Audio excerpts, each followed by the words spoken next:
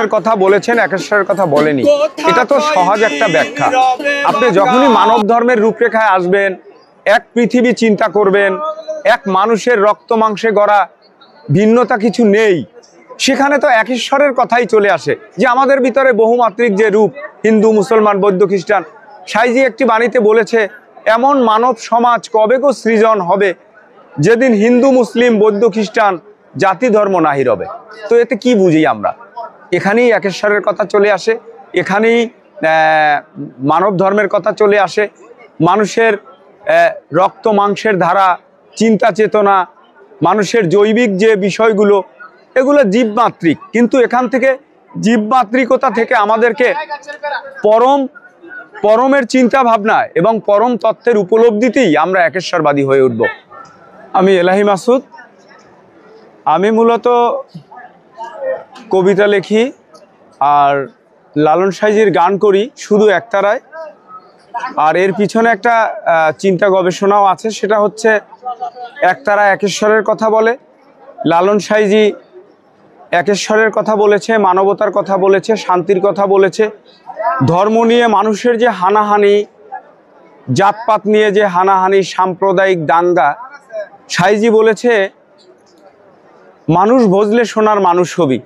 মানুষের প্রতি যে মানুষের প্রেম, ভালোবাসা, সৌহার্দ্য, সম্প্রীতি, এটাই হচ্ছে আমাদের জীবন, আমাদের ধর্ম, আমাদের চিন্তাভাবনার বিষয়। তো লালন সাইজিকে নিয়ে দেশে বিদেশে অনেক চিন্তা গবেষণা, শিল্পী তৈরি হয়েছে, গবেষক তৈরি হয়েছে, যারা দেশে বিদেশে পিএইচডি করছেন। কিন্তু প্রকৃতপক্ষে সাইজির যে গুরুবাদ এবং সেই গুরুবাদী চিন্তা চেতনার যে মানবিক সমাজ, রাষ্ট্র, ধর্মীয় চেতনা, সেগুলো আমাদের মধ্যে সৃষ্টি হয়নি।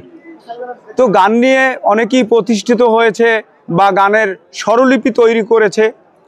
আমি বলবো যে বাউল গান বা ফকিরি গান, এখানে বাউল বা ফকিরের মনের যে ভাব এবং তার চিন্তা, আত্মিক এবং দেহতত্ত্ব বিষয়ক, লৌকিক এবং পরলৌকিক যে চিন্তা ভাবনা, সেখানে মানুষ আমরা তা থেকে বিচ্ছিন্ন, কিন্তু গানের আনন্দ আমরা উপভোগ করতে চাই। কিন্তু গানের যে মেসেজ, গান এখানে কি বলেছে, কি বোঝাতে চেয়েছে, কি আমাদের করণীয়, সেই জায়গা থেকে আমরা বিচ্ছিন্ন। এখানে ফকির লালন সাইজির গানের যে গুরুবাদী ধারা, সেখানে মানুষের নীতি নৈতিকতার যে জায়গাটা, আমি বলবো যে আমি আসলে ব্যক্তিগতভাবে এটা চিন্তিত যে আসলে যেটা আশানুরূপ হওয়া উচিত, পরিবেশ, সমাজ, ধর্মীয় চেতনা, সেটা আমাদের মধ্যে নেই, হারিয়ে গেছে। তো এরকম গানের একটার জায়গার চিন্তা হচ্ছে এই যে সাইজি বলেছেন, আটকুঠুরি 9 দরজা দেহের ভিতরে, দিলের ঘরে সাই আমার বসতি করে। স্রষ্টার সান্নিধ্য, ধ্যান, জ্ঞান, সেটা আমাদের মনের গভীরে লুকায়িত। সক্রেটিস আজ থেকে প্রায় 2400 বছর আগে বলেছে, নো দাই সেলফ, নিজেকে চিনো, কিন্তু সে কোনো রোড ম্যাপ দেয়নি কিভাবে এটা সম্ভব।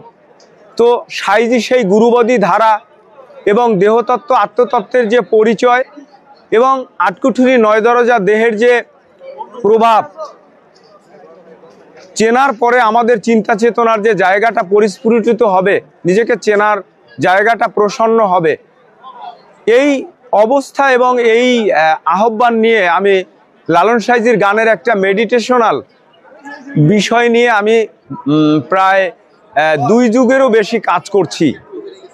বিচ্ছিন্নভাবে এই বইমেলা, তারপরে 21শে ফেব্রুয়ারি ভালোবাসা দিবস, পহেলা বৈশাখ, নবান্ন উৎসব, বসন্ত উৎসব, বাংলার হারিয়ে যাওয়া ঐতিহ্য, উদাস বাউল এখন আর নেই, কিন্তু বাংলার এই উদাস বাউলেরাই বাংলা সংস্কৃতির ধারক এবং বাহক।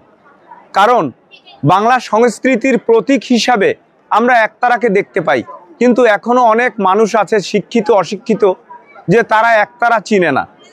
এবং একতারা যে একটি মেসেজ বহন করে একেশ্বরের, গুরুবাদের, জাগতিক, পরলৌকিক, এটা সম্পর্কেও আমরা সম্যক জ্ঞান রাখি না।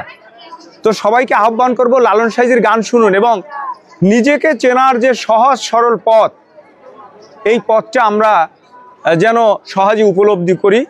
21শের বইমেলা, সরোয়ার্দী উদ্যান, ঢাকা। সবাইকে ধন্যবাদ।